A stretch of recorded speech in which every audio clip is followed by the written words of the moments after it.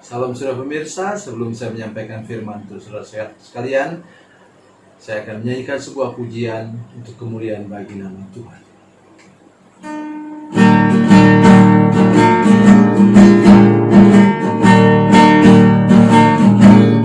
Nyala apinya turun atas umatnya, kobarkan semangat yang ada. Semua akan berani untuk melangkah lagi. Bangkitkanlah gerejamu ya Tuhan.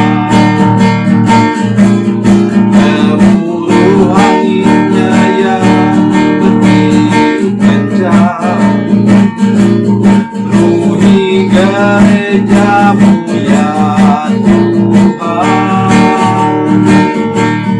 Semuanya bergerak, semuanya berlari, hidupku pastikan meningkat lagi.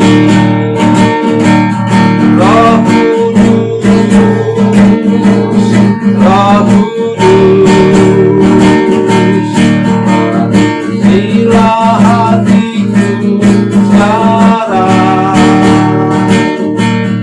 Janganlah biarkan hati kami menjadi beku, hangatkanlah dengan kepenuhan.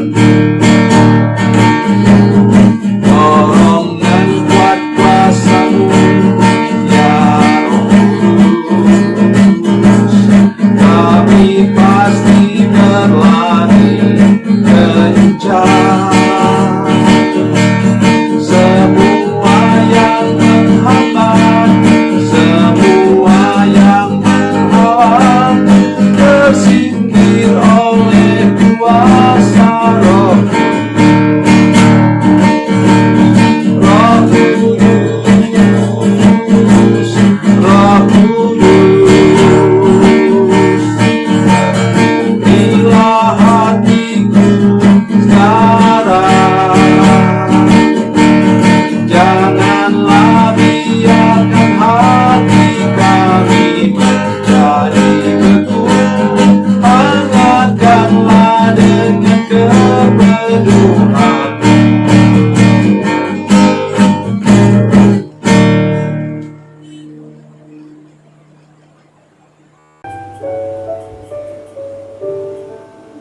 Salam saudara pemirsa, selamat berjumpa kembali dengan kami dalam program Berita Pengharapan. Saya datang menjumpai saudara sekalian pada minggu ini sebagai minggu penantian kita akan pencurahan Roh Kudus atau hari Pentakosta. Apa yang mau kita lakukan pada hari-hari ini? Yang kita melakukan adalah menanti dan berdoa. Begitu pentingnya kita berdoa, dan sudah saya sampaikan kepada saudara-saudara sekalian. Dan karena berdoa, itulah yang membuat Tuhan kemudian mencurahkan Roh Kudus. Memang itu rencana Tuhan, tetapi sikap hati kita sebagai orang percaya juga amat sangat menentukan. Sebelum kita mendengarkan firman Tuhan, mari kita berdoa. Bapa, dalam nama Yesus, terima kasih untuk hari ini. Kami mau mendengarkan firman Tuhan di hari Minggu penantian kami akan pencurahan Roh Kudus atau hari Pentakosta. Berkati kami saat ini sehingga kami tahu apa yang harus kami lakukan ketika kami menantikan waktu Tuhan, menantikan apa yang Tuhan mau lakukan bagi hidup kami, baik di gereja kami maupun di hidup kami pribadi masa depan. Terima kasih Tuhan, dalam nama Yesus, haleluya, amin.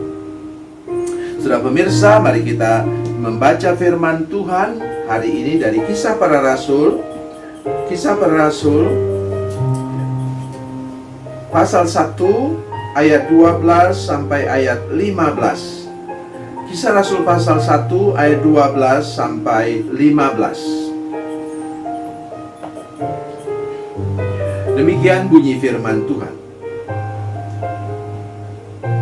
Kisah Para Rasul pasal 1 ayat 12 sampai 15. Rasul-rasul menanti-nanti.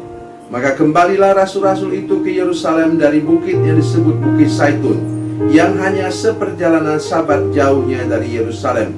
Setelah mereka tiba di kota, naiklah mereka ke ruang atas, tempat mereka menumpang. Mereka itu ialah Petrus dan Yohanes, Yakobus dan Andreas, Filipus dan Thomas, Bartolomeus dan Matius, Yakobus bin Alfeus dan Simon orang Selot, dan Yudas bin Yakobus. Mereka semua bertekun dengan sehati dalam doa bersama-sama dengan beberapa perempuan serta Maria ibu Yesus dan dengan saudara-saudara Yesus.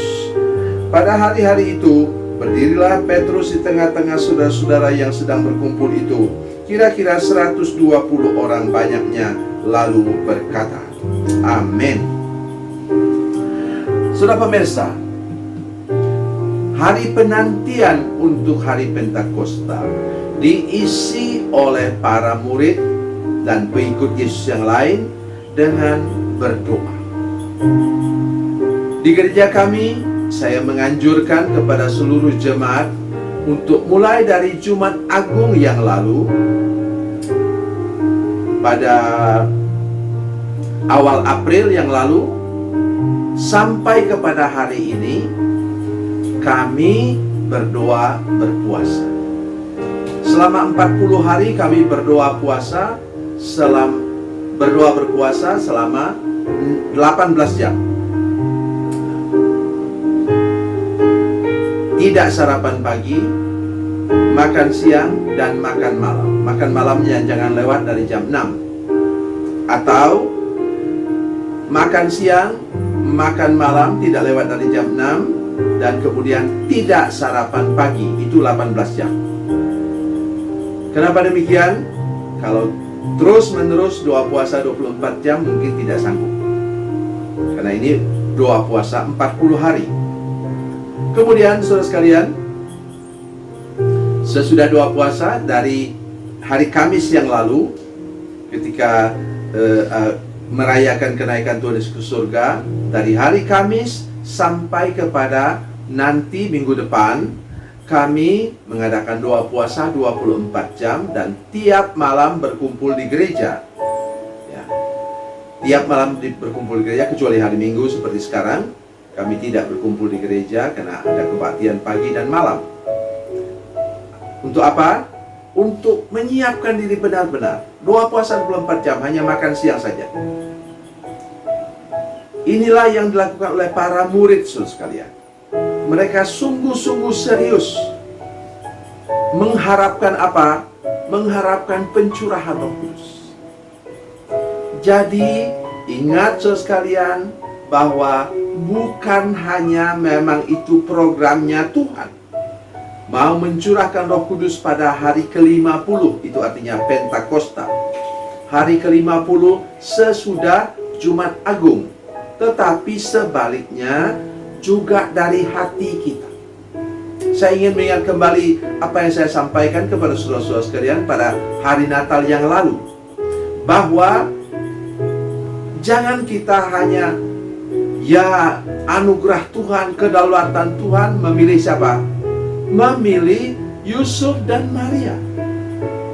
Karena firman Tuhan dengan jelas mengatakan bahwa Yusuf itu orang yang tulus hati dan tidak mau merusakkan nama baik orang.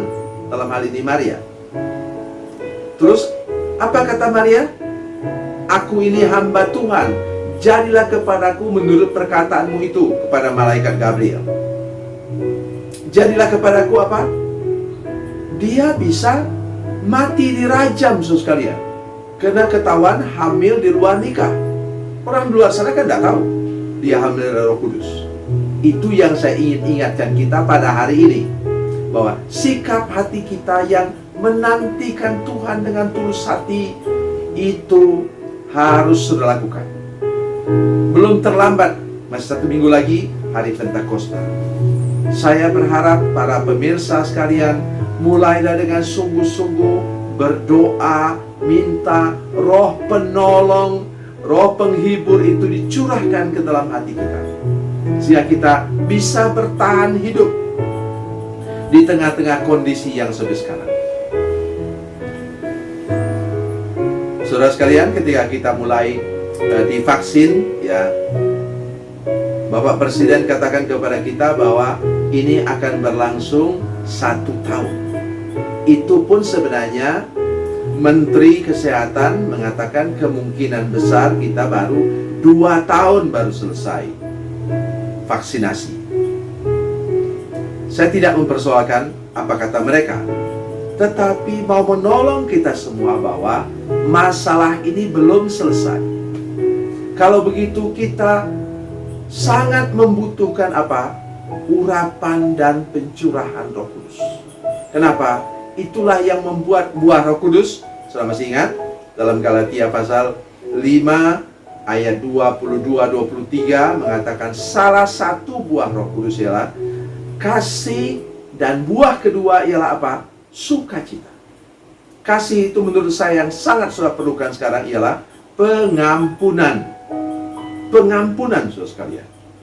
Jadi jangan pernah lupa bahwa kita perlu pengampunan daripada Tuhan. Itulah kasih. Kedua ialah apa? Sukacita. Semua orang mengatakan, semua para ahli kesehatan mengatakan bahwa orang yang punya semangat hidup dan bersukacita itu lebih cepat sembuhnya daripada semua orang yang lain yang menghadapi penyakit dengan rasa takut. Ya mungkin takut mati. Saudara bisa katakan, ya takut mati itu kan alamiah.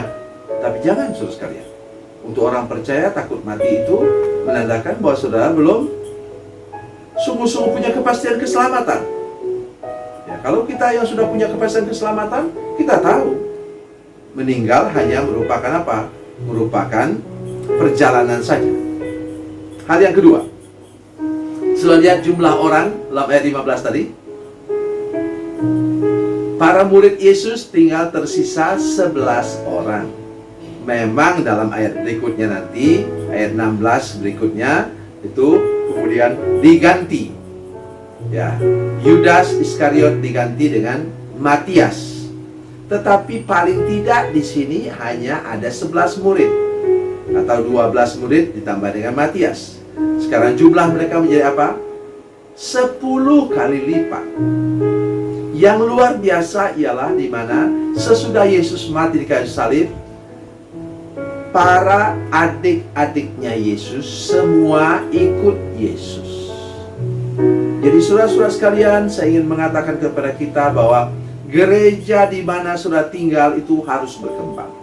Suka tidak suka harus berkembang. Itu yang akan kita dengarkan minggu depan, bahwa Roh Kudus memberikan kepada para murid kuasa untuk mereka bersaksi untuk membawa jiwa kepada Yesus. Sehingga minggu depan kita dengarkan nanti bahwa pada waktu itu ada 3.000 orang diselamatkan. Bahkan di zaman modern, di mana penduduk di negara-negara lain ada yang sudah sampai 2 miliar, 1 miliar, itu pun jumlah yang besar. Nah, 1 kali KKR adalah 3.000 orang bertobat.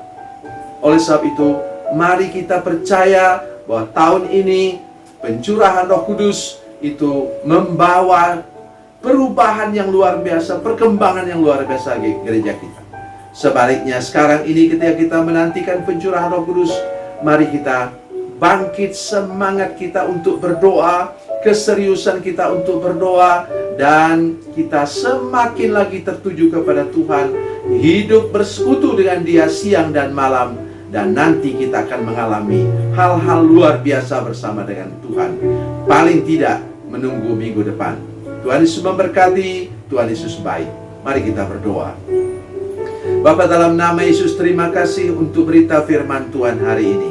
Kami sedang menantikan pencurahan Roh Kudus minggu depan. Kami berdoa supaya bangkitkan semangat kami untuk berdoa. Bangkitkan semangat kami untuk menanti, menunggu Tuhan. Pengharapan kepadamu yang teguh dan percaya bahwa Tuhan mau menyatakan kuasa-Mu, mau mencurahkan bagi kami roh penolong, roh penghibur, terutama ketika kami masih menghadapi pandemi yang belum berakhir ini. Terima kasih Bapa di surga, dalam nama Yesus. Haleluya. Amin.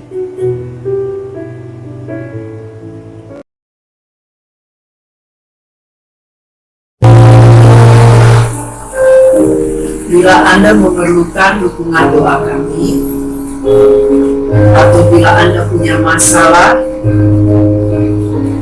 yang ingin didoakan, silakan menghubungi nomor telepon kami 0812 7661 1125. Dan bagi Anda yang berada di luar negeri, silakan menghubungi +62 812 7661 1125. Tuhan Yesus memberkati. Tuhan Yesus baik.